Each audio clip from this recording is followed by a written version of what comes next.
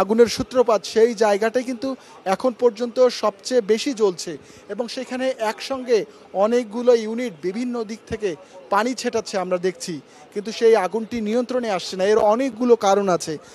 এখানে যারা কাজ করেন, বিশেষ করে সিএনডিএফ কর্মীরা, তারা বলছেন যে ওখানে অনেকগুলো পণ্য, বিশেষ করে কাপড় জাতীয় পণ্য, ঝুট জাতীয় পণ্য এইখানে খোলা অবস্থায় মানে অস্থায়ী শেডে এবং ভবনের ভিতরে রাখা হয়, যে কারণে এই আগুনটি সহজে নিয়ন্ত্রণ করা যাচ্ছে না, কারণ পানি নিচের দিকে যেতে পারছে না, বরং আগুন ধীরে ধীরে নিচের দিকে যাচ্ছে এবং সেটি আরও ভয়াবহ হচ্ছে।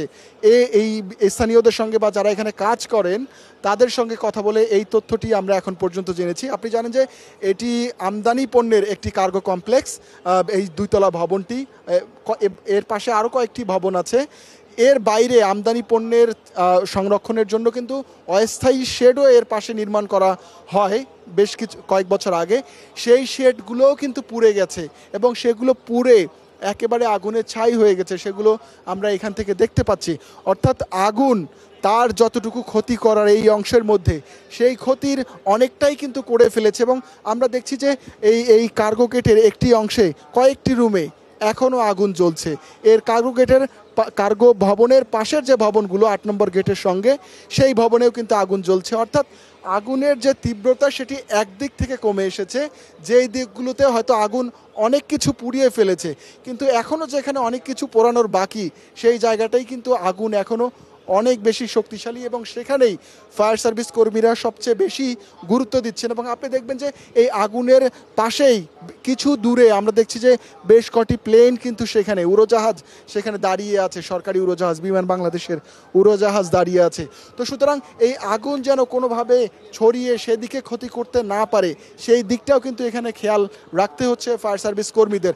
আমি এই মুহূর্তে একটু আমার সহকর্মী ভিডিওগ্রাফারকে অনুরোধ করব তার ক্যামেরাটাকে একটু বাদ দিকে ঘোরাতে। আমরা দেখছি যে এই জায়গাটায় আরও নতুন করে আগুন জ্বলছে। আপনি দেখছেন যে উপরে কিন্তু কালো ধোঁয়া, সাদা ধোঁয়া এবং ভিতরে লালচে আগুনের যে লাল আভা, সেটি কিন্তু আমরা দেখতে পাচ্ছি এবং নতুন নতুন সাদা ধোঁয়াও দেখতে পাচ্ছি। অর্থাৎ নতুন নতুন করেও আগুন লাগছে, আগুনটা ছড়াচ্ছে।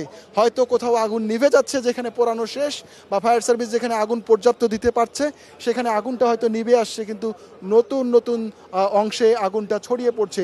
আমরা দেখছি যে এখানে একটি রুম আগুন জ্বলছে দীর্ঘ সময় ধরে এবং সেখানে কিন্তু ফায়ার সার্ভিস কর্মীদের কোনো তৎপরতা নেই, কারণ সেইখানে আসলে আগুন পৌঁছানো যাবে কিনা এটি যেমন একটি প্রশ্ন। আবার এই কক্ষগুলোতে নানা ধরনের দাহ্য পদার্থ রাখা হয়েছে, বিশেষ করে কেমিক্যাল, ওষুধ শিল্প, গার্মেন্ট শিল্প সহ বিভিন্ন শিল্পের কেমিক্যাল কিন্তু এই রুমগুলোয় রাখা আছে। এবং যে কারণে আমরা দেখছি যে এখানে কোনো ফায়ার ফাইটার কিন্তু নেই এই মুহূর্তে, কোনো নিরাপত্তা কর্মীও তেমন নেই। দুই একজন আছেন, তারা একটু দূরে নিরাপদ দূরত্বে দাঁড়িয়ে আছেন এবং ভিতরে যে আগুন, সেই আগুন কিন্তু জ্বলছে। আপনি জানেন যে এখন সন্ধ্যা নেমেছে, এই বিমানবন্দর এলাকায় কিন্তু বেশ কিছু গাছপালা আছে এবং এই ভবনগুলোতে অনেক পাখির বাসা। মর্মান্তিক দৃশ্য আমরা দেখছি যে সেই পাখিগুলো কিন্তু এখন এই কার্গো কমপ্লেক্সের ছাদে উড়ে বেড়াচ্ছে, এই আকাশে ধোঁয়ার আশপাশে ওড়াউড়ি করছে। পাখিগুলোর ঘরে ফেরার কথা সন্ধ্যায়, কিন্তু সেই ঘরটি হয়তো তারা ফিরতে পারছে না। তারা এই আগুন লাগা ভবনের ওয়ালে পাখিগুলোকে আমরা উঠতে দেখছি, বসতে দেখছি। আপনাকে যেটি জানাচ্ছিলাম যে আগুন কিন্তু ভেতরে ভেতরে জ্বলছে এবং আমরা দেখছি যে এই দিক থেকে, অন্তত রাস্তার দিক থেকে আগুন নেবানোর কোনো তৎপরতা আমরা এই ভবনগুলোর সামনে দেখছি না। হয়তো রানওয়ের দিক থেকে পানি ছেটানো হচ্ছে, যেটি আমরা দেখতে পাচ্ছি না, কিন্তু যেই অংশে আমাদের চোখ যাচ্ছে এই অংশে ফায়ার সার্ভিসের গাড়ি, পানির ট্যাঙ্ক দুটোই আছে, কিন্তু এখানে আগুন নেভানোর তৎপরতা আমরা দেখছি না। আমরা দেখছি ভিতরে রুমগুলো জ্বলছে, সেখানে যা দলিল দস্তাবেজ বা পণ্য যা কিছু আছে সেগুলো কিন্তু জ্বলছে। হয়তো এই অংশটায় পানি পৌঁছাবে কিনা বা সেখানে অধিক বিপজ্জনক পরিস্থিতি থাকতে পারে, এই দুই কারণে হয়তো সেখানে পানি ছেটানো হচ্ছে না রাস্তার দিক থেকে, আমরা সেটি দেখতে পাচ্ছি।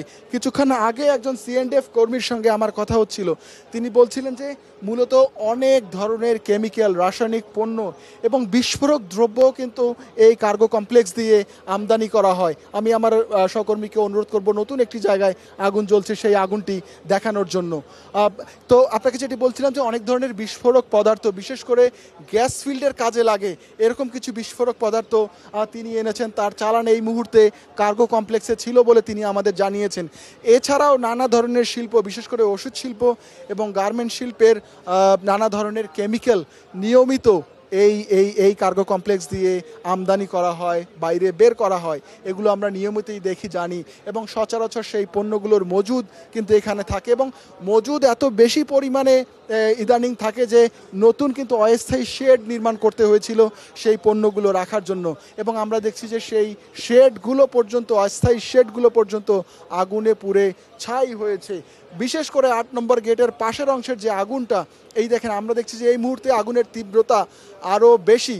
আগুন আমাদের মনে হচ্ছে যে আগুনটি আরও বড় হয়েছে এবং সেটি আমরা এত দূর থেকে আরও বড়ভাবে দেখতে পাচ্ছি, যদিও ফায়ার সার্ভিস কর্মীরা সেখানে নিরন্তর প্রচেষ্টা চালিয়ে যাচ্ছেন।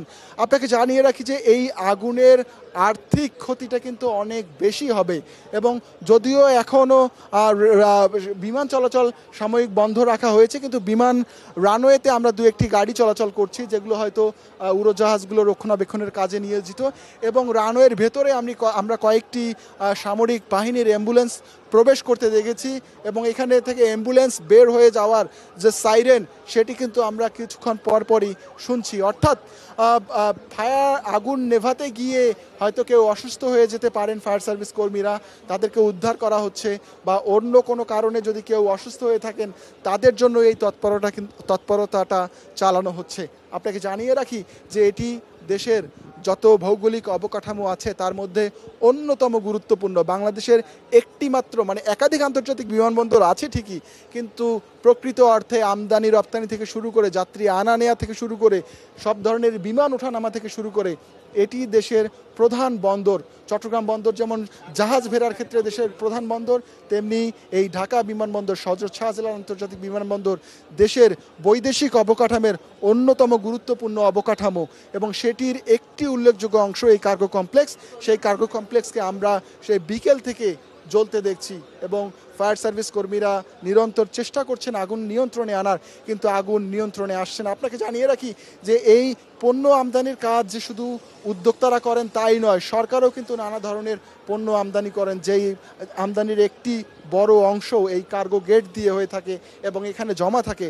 অর্থাৎ এখানে সরকারের যেমন অবকাঠামো ক্ষতি হচ্ছে, তেমনি এখানে সরকারের আমদানি করা অনেক পণ্য নষ্ট হয়ে যাচ্ছে। একইভাবে গার্মেন্টস, ওষুধ শিল্প সহ বিভিন্ন খাতের উদ্যোক্তাদের, রপ্তানিকারক খাতের উদ্যোক্তাদের বিশেষ করে তাদের অনেক ধরনের পণ্যের স্যাম্পল থাকে, রাসায়নিক থাকে, আরও অনেক কিছু থাকে, দলিল দস্তাবেজ, ডকুমেন্টস থাকে, সেগুলো কিন্তু পুড়ে যাচ্ছে। পাশাপাশি আপনি জানেন যে অনেকে ট্রেডিং ব্যবসায় জড়িত থাকেন। চীন, ভারত সহ বিভিন্ন দেশ থেকে নানা ধরনের খাদ্যপণ্য, কাপড়, জুতো, স্যান্ডেল, ওষুধ থেকে শুরু করে অনেক কিছু এই এই এই কার্গো দিয়ে আনার চেষ্টা করেন, আনেন, এবং যেগুলো এখানে মজুদ থাকে সেগুলোও কিন্তু পুড়ে যাচ্ছে।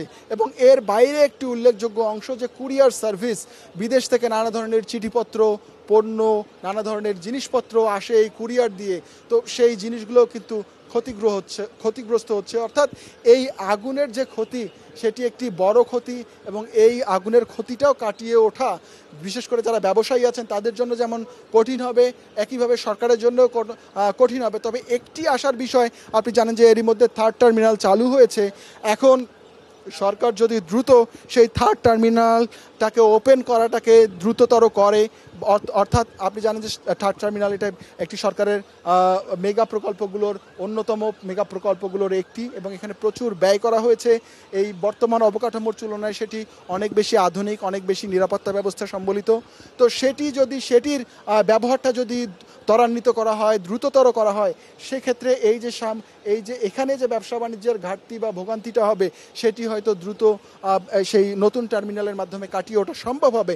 তারপরেও সেটি কিন্তু একটি বড় সময়ের ব্যাপার, এবং এই যে আজকের যে অবকাঠামোটি পুড়ছে, এখানে নতুন করে অফিসারদের বসার ব্যবস্থা করা, নতুন করে মালামাল আনা, সেগুলোও কিন্তু একটি সময় সাপেক্ষ ব্যাপার। আপনি জানেন যে এই আগুন যখন নিভে যাবে, এরপর থেকেই কিন্তু এই বিমানবন্দরে বিমান নামতে শুরু করবে, কার্গো নামতে শুরু করবে, এবং সেগুলোতেও নানা ধরনের পণ্য আসতে শুরু করবে। এখন সেই পণ্যগুলো কোথায় রাখা হবে না হবে, সেগুলোর নিরাপত্তা কিভাবে নিশ্চিত করা হবে, নানান ধরনের দুশ্চিন্তা সরকারকে কিন্তু এই মুহূর্তে নিতে হবে। বিশেষ করে করে বেসামরিক বিমান ও পর্যটন মন্ত্রণালয়, কাস্টমস, সিভিল এভিয়েশন কর্তৃপক্ষ, এদের সবাইকে কিন্তু এই দুশ্চিন্তাগুলোর মধ্য দিয়ে যেতে হচ্ছে। ব্যবসায়ীদেরও তো যেতে হচ্ছে, একই সঙ্গে সরকার এবং তার সংশ্লিষ্ট এজেন্সিগুলোকে কিন্তু এই দুশ্চিন্তার মধ্য দিয়েও যেতে হচ্ছে যে এই অবকাঠামোগুলোতে এমনিতেই তো আগুনে পুড়ে অনেক কিছুর ক্ষতি হয়ে গেল, আবার নতুন করে যে পণ্য জট এখানে তৈরি হবে, সেই পণ্য জট কীভাবে সারানো যাবে, অর্থাৎ ব্যবসা বাণিজ্যের যে আমদানি অংশটা সেটি আবার কিভাবে সচল করা হবে, সেটি কিন্তু অনেক কঠিন হয়ে যাবে। আপনি জানেন যে এখানে কিন্তু বেশ কিছু অদৃশ্যমান অবকাঠামো, যেমন সফটওয়্যার থেকে শুরু করে আমদানি রপ্তানি নিয়ন্ত্রণ ব্যবস্থার অনেক কিছু কিন্তু ক্ষতি হয়ে গেছে। তো সেই ক্ষতিগুলোকে মেরামত করা, এনবিআরের যে লোকবল কাস্টমস অংশ এখানে অফিস করে, যে সেবা দেয়, তাদের যে অবকাঠামোর ক্ষতি হলো সেটি কাটিয়ে ওঠা, সেটিকে ঠিক করে আবার কাজ সচল করা, এগুলো কিন্তু একটি সময় সাপেক্ষ এবং প্রশ্ন সাপেক্ষ বিষয়। কারণ আমরা এই ভবনটিকে যেভাবে জ্বলতে দেখছি, সেই ভবনে কত দ্রুত অফিস করা যাবে এটি কিন্তু সংশয়ের ব্যাপার। কারণ এইভাবে আগুনে এই ভবনের বেশিরভাগ জায়গায় কিন্তু ক্ষতিগ্রস্ত হচ্ছে। বিশেষ করে কাঠ এবং প্লাস্টিক এবং অন্যান্য ধাতব, বিশেষ করে অ্যালুমিনিয়াম যে অংশগুলো আছে সেগুলো কিন্তু পুড়ে যাচ্ছে আগুনে এবং গলে যাচ্ছে। তো সেই অংশগুলো এই ঝুঁকিপূর্ণ পরিস্থিতির মধ্যে এখানে নতুন করে কবে আমদানি প্রক্রিয়াটা চালু করা যাবে সেটি কিন্তু সংশয়। নিঃসন্দেহে আমরা এর আগে যেটি দেখেছি যে যখন এই ধরনের বড় কোনো ভবন বা বড় কোনো অগ্নিকাণ্ড হয়, সেই ভবনটিকে পুনরায় চালু করতে বিশেষজ্ঞদের দিয়ে পরীক্ষা নিরীক্ষা করতে হয়, বিশেষ করে আমাদের প্রকৌশল বিশ্ববিদ্যালয়। ধন্যবাদ, আপনি থাকুন সেখানে, পরবর্তীতে আবারও আপনার সাথে আমরা যুক্ত হব। এই মুহূর্তে ঘটনাস্থলে রয়েছেন সহকর্মী মোহন ইসলাম, আবারও যুক্ত হচ্ছে তার সাথে। মোহন, আমরা দেখতে পাচ্ছি যে নতুন আরও কিছু অংশে কিন্তু আগুন ছড়িয়ে পড়ছে, আগুনের তীব্রতা আরও বাড়ছে। নিয়ন্ত্রণে কেন এত বেগ পেতে হচ্ছে এবং ফায়ার সার্ভিসের পক্ষ থেকে কখন ব্রিফ করা হতে পারে সে বিষয়ে কোনো তথ্য আছে কিনা আপনার কাছে?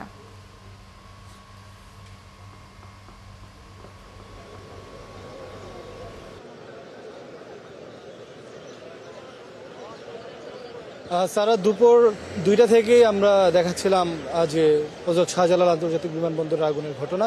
2:15 আগুন লাগার পরেই কিন্তু কেমিক্যালের কারণে দ্রুত সময়ের মধ্যে আগুনটি ছড়িয়ে যায়। এখন আসলে আমরা আগুনের ধোঁয়ার কুণ্ডল দেখে ধারণা করতে পারি আগুনের পরিমাণটা কমে এসেছে একদম শেষের দিকে, এবং যেমনটা আসলে আমরা প্রত্যক্ষদর্শী থেকে শুরু করে বিমান বাংলাদেশ এয়ারলাইন্স, বেবি চক এবং যারা বিমানবন্দরে কাজ করে এরকম অনেক কর্মীদের সাথে কথা বলে জেনেছি যে এই জায়গাটিতে ধোঁয়া উঠছে সেই জায়গাটি আসলে কেমিক্যালের গোডাউন। এখানে বিভিন্ন কেমিক্যাল রাখা হয়, যেরকম আমরা অনেক C&F এজেন্ট এবং কোম্পানির যারা কর্মকর্তা রয়েছে তাদের সাথে কথা বলে জেনেছি কারো এসেছে হয়তো মেডিসিনের আপনার কাঁচামাল, কারো এসেছে ইন্ডাস্ট্রিয়াল কাঁচামাল, কারো এসেছে আপনার অ্যাসেসরিজ, এইসব যে কাঁচামাল আসে এগুলোতে কেমিক্যাল থাকে।